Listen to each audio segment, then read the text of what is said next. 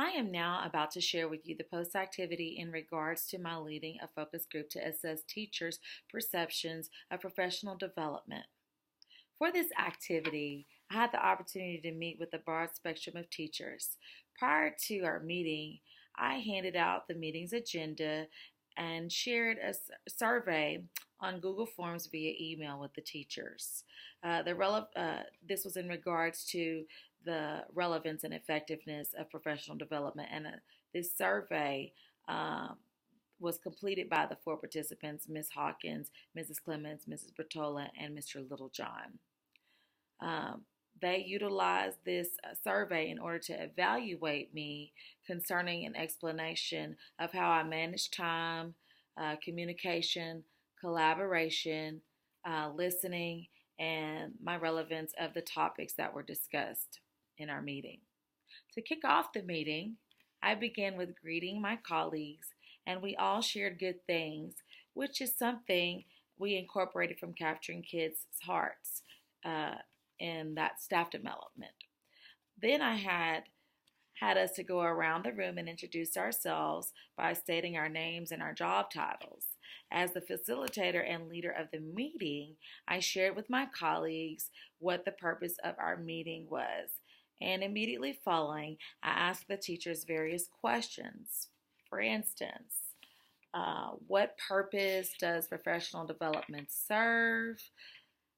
How would you describe professional development within our district? How do you think our district views professional growth? Does our district really and truly foster professional growth? Currently, what is your greatest challenge as a classroom professional? What type of professional development can help you improve as a professional? What would be an effective plan of action to resolve your concerns? How can the district provide more professional development? When is a good time to conduct the professional development? How can the professional development be made more relevant and engaging for you all? And last but not least, if we were to share our concerns with our leadership team, what would be some ideas we could put together to share with them? While asking the various questions, I allowed each person the appropriate amount of think time, and they shared out, which led to a serious, detailed set of discussions. Now, as I reflect upon what we discussed during the focus group meeting that I led, I have gathered that the teachers feel that their professional growth is not a top priority at the moment. The main focus is STAR testing, which is right around the corner. And also, the district is more willing to focus on teachers that are responsible for a STAR test. They could care less about these that do not have a state assessment. The teachers also mentioned that they would love to have a say in the matter of what types of professional development they need instead of being told what they need. The teachers also shared with me how they did like this year's professional development that was provided by the district because they were able to choose from a variety of courses for their professional growth. The only dislike is that they wish that the district would consider continuing to offer Elevate, which is something that they did at the beginning of the year for professional development, where they chose these courses. They wish that the district would allow them to have that opportunity again after the winter break, while there was one of those teacher day work days, instead of having to miss class to conduct to go through and experience the special staff development that they need to meet their needs and grow. Now, another thing that I noticed while this meeting was being conducted is that teachers were wanting to be able to use hands-on interventions and engaging in activities and maybe some more project-based activities in their classroom, but we're needing training to support them in this. Mr. Littlejohn had a concern about how he would like to do those things, but because of the allotted amount of time, he's not always able to do that, and he would like to have some staff professional development in regards to that matter.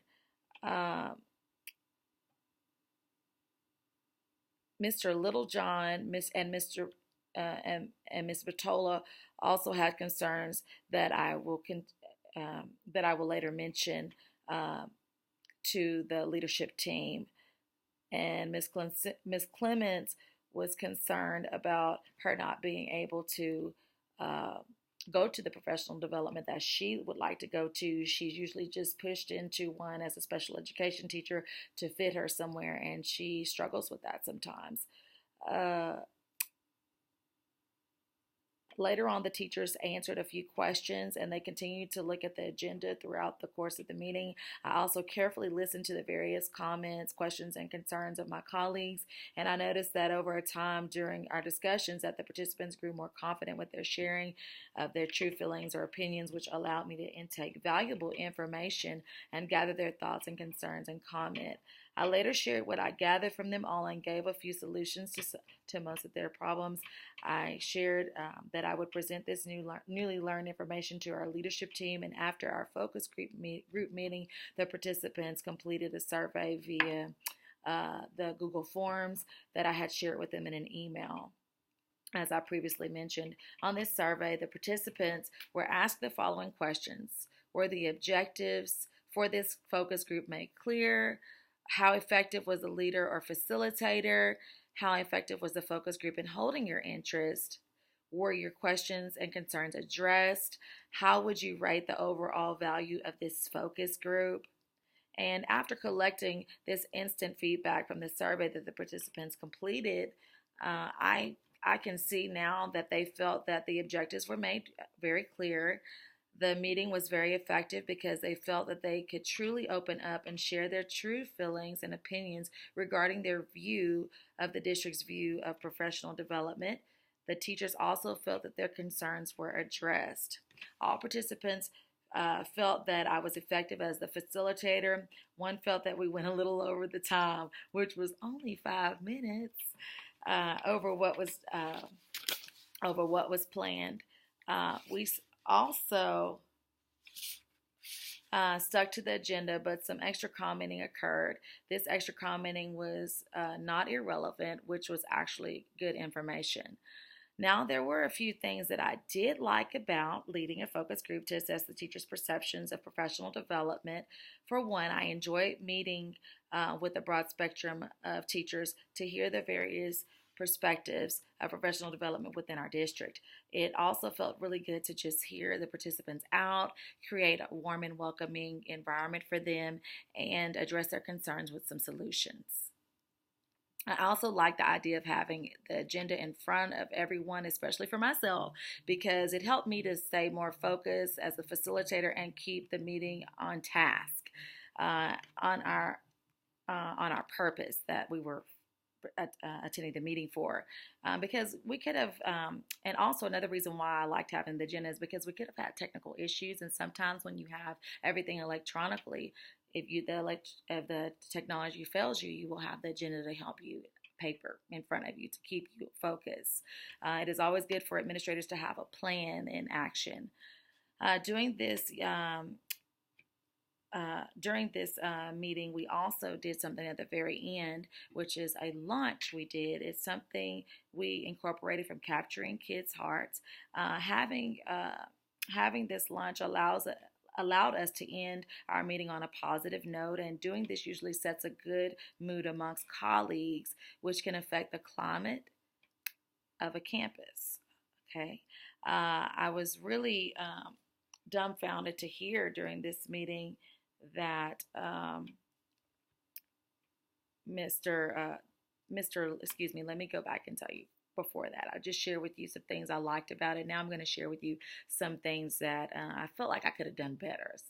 I felt like for this meeting that I have with the teachers, I could have incorporated maybe some bilingual teachers to hear their perspective, and also maybe some of the younger grade levels, because the campus I work on, I am currently on an elementary campus that teaches from pre-K all the way up to 6th grade. And we had a 6th grade teacher present. We had 3rd grade teachers and a special education teacher, but I wish I would have had the opportunity to have had a bilingual teacher who also sees different grade levels, maybe a speech teacher or even a pre-K or kindergarten teacher to hear their perspectives in regards to how they view the professional development within the district. That's something I really wish I would have done. Now, one thing that I was really surprised to hear during this collaboration was that the sixth grade math teacher was really struggling with having to start from ground zero with the math teaks because the students that that he is currently teaching, that group of kids, they did very well last year. But in the sixth grade, I'm understanding they have more math teaks that they have to learn than most grade levels, and it's all coming in during that year, brand new teaks. And he really struggled. He had to start from ground zero and build from the bottom up, and he's showing great gains. The students are doing very well. They're closing the achievement gaps, and that's something that I was really surprised to hear, how he struggled with that, being a veteran teacher. And I'm really happy to hear that they're improving. A larger on the whole, this experience of leading a focus group regarding the relevance and effectiveness of professional development will most definitely transform my practice as a school administrator by allowing me to continuously grow and seeing through the lens of an administrator. Over time, I will become more cognizant of how to properly and effectively lead and address concerns for teachers and make sure that they are getting the necessary professional development. Thank you so much for taking your time and consideration, and you're considering my leading activity and reflection, which notes leading a focus group concerning the relevance and effectiveness of professional development from the point of view of an administrator.